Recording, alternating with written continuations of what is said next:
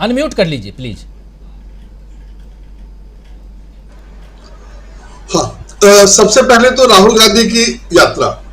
राहुल गांधी ने जब यात्रा की थी तो बड़े साफ साफ कहा था कि उनका उद्देश्य पॉलिटिकल नहीं है, और वो भारत जोड़ो यात्रा नाम था, और उनका मकसद उन्होंने बताया था कि वो जो बीजेपी की राजनीति चल रही है उसके खिलाफ है, और वो तोड़फोड़ वाली है, और वो देश को जोड़ना चाहते हैं।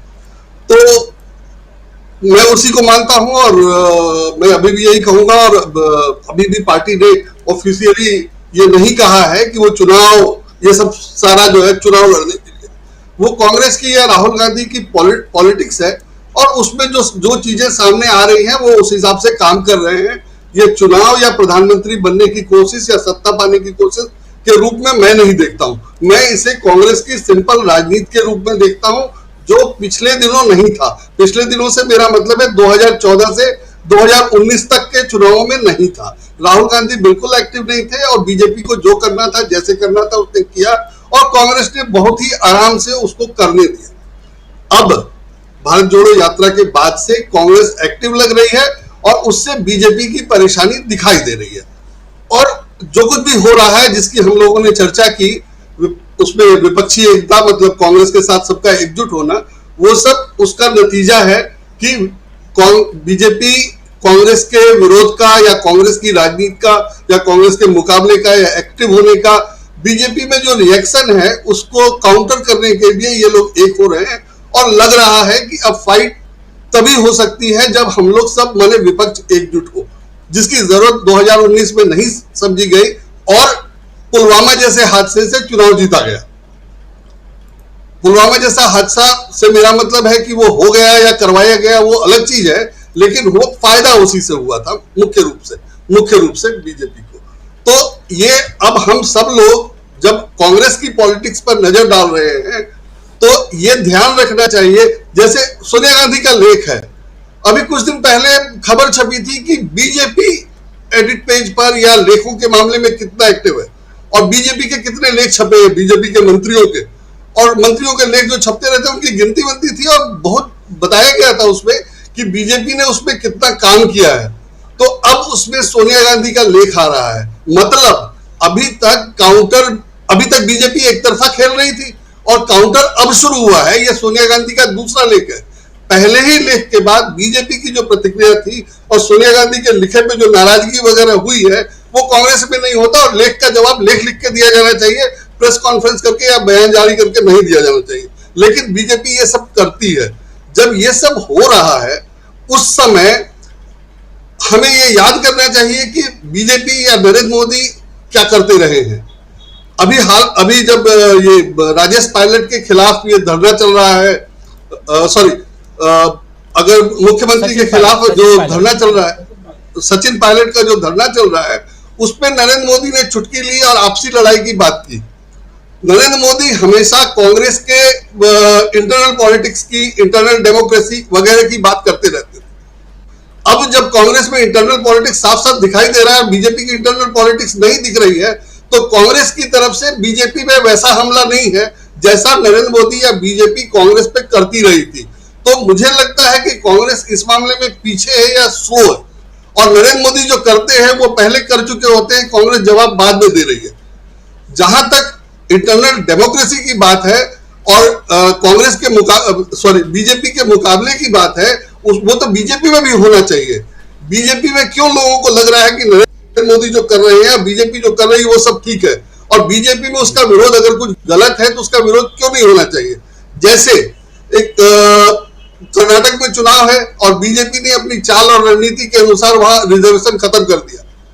5 साल पावर में रहे तो रिजर्वेशन था, और रिजर्वेशन कई साल से चला रहा था, लेकिन जब सत्ता जाने को हुई या चुनाव होने को हुए तो आपने रिजर्वेशन खत्म कर दिया। जाहिर है उसका मकसद हिंदू मुसलमान करना था, आरक्षण कोई मुद्दा ही नहीं है।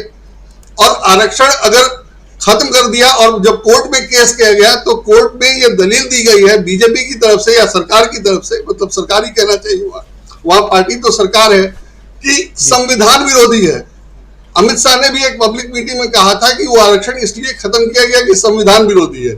आरक्षण अगर संविधान विरोधी है तो वो सिर्फ कर्नाटक में नहीं है और सिर्फ मुसलमान के लिए नहीं है, फिर तो आरक्षण सबके लिए संविधान विरोधी हो गया। संविधान हर एक नागरिक को समान मानता है, तो आप कह रहे हैं कि धर्म के आधार पर नहीं दी जा सकती, तो फिर जाति के आधार पर या आर्थिक वर्ग के आधार पर क्यों दी जाएगी?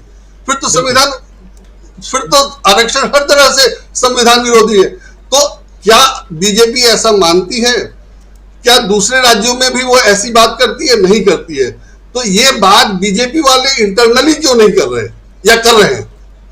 बीजेपी में तो नरेंद्र मोदी जो चाह रहे हैं, जो कर रहे हैं, वही हो रहा है, और बाकी लोग या तो ताली बजा रहे हैं या चुप है। तो बीजेपी में अगर इंटरनल पॉलिटिक्स नहीं, इंटरनल डेमोक्रेसी नहीं है, और नरेंद्र मोदी उस पर मजे लेते रहे, चुटकी लेते रहे वर्षों पहले से लेकर अभी हाल तक, तो क्या कांग्रेस उस तरह से कर रही है? मैं नहीं कह रहा कांग्रेस को ऐसा करना चाहिए। कांग्रेस की पॉलिटिक्स बीजेपी की पॉलिटिक्स से बहुत डिफरेंट है, और ये दिखाई दे रहा है। तो हम नहीं कह सकते कि कांग्रेस जिस ढंग से लड़ रही है उससे वो बीजेपी को काउंटर कर पाएगी, लेकिन वो जरूरी है, तो वो डेमोक्रेसी के लिए या देश को बचाने के लिए होना ये चाहिए कि बीजेपी से भी इंटरनल डेमोक्रेसी दिखाई दे, जो नहीं दिखाई दे रहा है। और अगर इंटरनल डेमोक्रेसी नहीं दिखाई दे रही है तो कांग्रेस की इस प्रयास का कोई मतलब नहीं है। एक तानाशाह जिस ढंग से काम करता है उसी ढंग से काम हो रहा है। अगर सीबीआई इंक्वायरी जरूरी है, मनीष सिसोदिया का जेल जाना जरूरी है, और ये सब तो 100 करोड़ का मामला है। अडानी वाला मामला तो 20,000 करोड़ का है। 20,000 करोड़ अडानी के मामले को अगर आप ठीक से देखें, जो अखबारों में छप नहीं रहा है और जिसकी चर्चा नहीं हो रही है, वो ये फैक्ट है कि फाइनेंशियल टाइम्स ने जब खबर छापी उस पर, तो एक कॉन्ट्रडिक्शन जारी किया गया कि वो गलत है, और ये सभी अखबारों में छपवा दिया गया, सभी अखबारों ने छाप दिया। खबर नहीं छपती है, कॉन्ट्रडिक्शन छप जाता है। ये तो कंडीशन है हमारी कि कॉन्ट्रडिक्शन छप गया और लोग कहने लगे कि उस आरोप में दम नहीं है 20,000 करोड़ वाले में, और राहुल गांधी उसी पे दांव लगाए हुए हैं। तो वो कितना इंपॉर्टेंट है हम समझ सकते हैं, लेकिन मीडिया में उसकी कोई जगह नहीं है, और आमतौर पे बीजेपी में भी उसकी कोई चर्चा नहीं। बीजेपी में लोगों से पूछना चाहिए ना, भैया अडानी को क्यों सिर चढ़ा रखा है? वो 20,000 करोड़ का मामला क्या है? कल अगर जो कॉन्ट्रडिक्शन के जवाब में न्यूयॉर्क टाइम्स में जो खबर आई थी और उसके बाद जो खबर छपी है, उससे बहुत क्लियर है कि वो घपला तो है और 20,000 करोड़ तो आया है।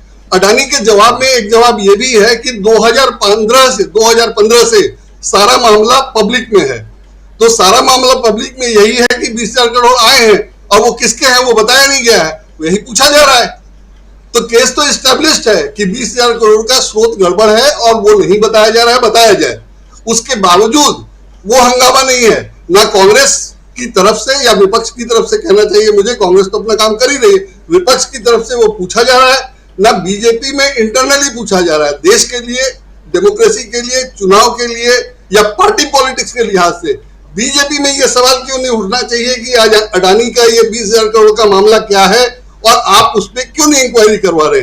और जो मामला अभी तक छपा है और जितनी बात आई है उससे मुझे बहुत क्लियर लगता है कि वो निराधार नहीं है। और निराधार होता तो राहुल गांधी इतना जोर नहीं लगाते और ये सब करते नहीं, और सरकार भी इतना नाराज नहीं होती कि उनकी सदस्यता चली गई, बंगला खाली करा लिया। और राहुल गांधी ने आज बंगला खाली करके दिखा दिया है कि वो क्या चाहते हैं और वो किस तरह से सोचते हैं। तो ये सिर्फ आज बंगला खाली किया है वही बहुत इंपॉर्टेंट है, और इतने ही से बहुत कुछ मैसेज चला जाता है। लेकिन इतने भर से बात बनेगी कि नहीं, क्योंकि सामने वाला तो कुछ सुनने के लिए तैयार ही नहीं है, और वो तो तानाशाही पे आमादा है। अगर 100 करोड़ पे सत्येंद्र जैन जेल में हो सकते हैं तो 20,000 करोड़ पे कौन जेल में है, मैं ये जानना चाहता हूँ। कोई नहीं। बिल्कुल। तो अगर ये लेवल है तो इसमें कैसे कोई लड़ाई होगी और क्या मुकाबला हो सकता है? तो स्थिति बहुत खराब है, और उसके लिए कांग्रेस जिम्मेदार नहीं है, उसके लिए देशवासी जिम्मेदार है। हम सब जिम्मेदार है कि हमने अपने आप को इस हाल में पहुंचा लिया है।